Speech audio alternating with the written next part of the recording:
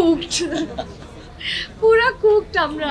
এটা আমি খুব শাই ফিল করি, নিজের এগুলো বলতে আমার খুব অস্বস্তি লাগে। এটা খুবই আমার কাছে ভালো লাগে যখন দেখি যে অডিয়েন্সরা খুব ডিটেল ভাবে সিনেমাটা নিয়ে কথা বলে।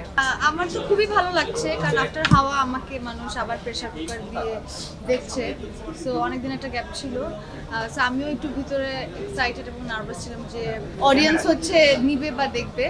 তো রিলিজের পর থেকে যেভাবে অডিয়েন্স বা সবাই এটা আমার চরিত্রটা নিয়ে কথা বলছে, সেটা তো অ্যাজ অ্যান অ্যাক্টর আমার কাছে খুবই ইন্সপায়ারিং এবং আনন্দের।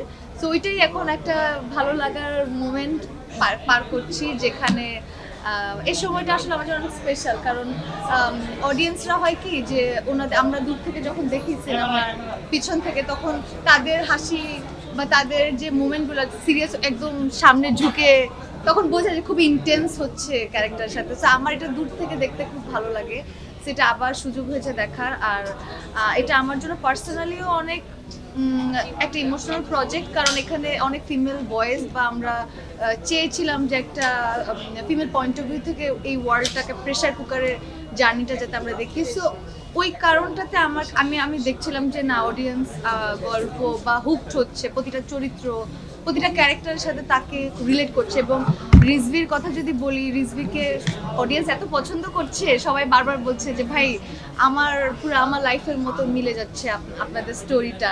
এটা খুবই আমি বলবো যে এটা খুবই আমার কাছে ভালো লাগে যখন দেখি যে অডিয়েন্সরা খুব ডিটেল ভাবে সিনেমাটা নিয়ে কথা বলে। সো হ্যাঁ, ভালো লাগছে।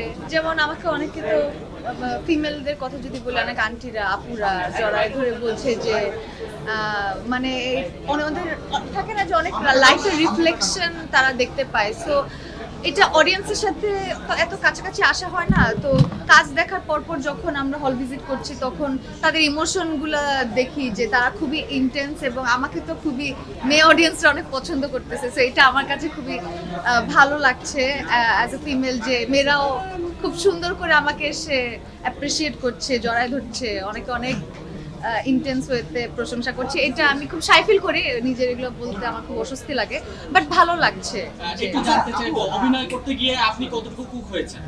কুক হয়েছি, পুরা কুকড পুরা কুকড আমরা। কারণ অনেক অল্প সময়ে আমি ব্যাক টু ব্যাক রাফির সাথে 2টা সিনেমা আন্ধার করেই পরদিন থেকে আমি প্রেশার কুকার। ইনফ্যাক্ট আমি আন্ধার থাকা অবস্থায় আমি আর রাফি এটা ডেভেলপমেন্ট নিয়ে কথা বলছিলাম, যেটা রাইটিং এর কিভাবে এটা ডেভেলপ করা যায়, কি জিনিস আমরা কিভাবে কাস্টিংগুলা হলে আমরা মানে তাড়াতাড়ি কাস্ট করা, কারণ আমাদের রিহার্সাল করার বিষয় থাকে। সো 2 মাস একটা রোলার কোস্টার রাইডের মতন ছিল, পুরো প্রেশার কুকার। আমি তো সিনেমায় সিদ্ধ হয়ে গেছিলাম। এখন দেখি যে সিনেমাতে যে ইন্টেন্স এবং কিছু মুভমেন্ট থাকে না, যেটা এটা তো আমাদের অ্যাডাল্ট ফিল্ম 18+ আমরা বলেছি।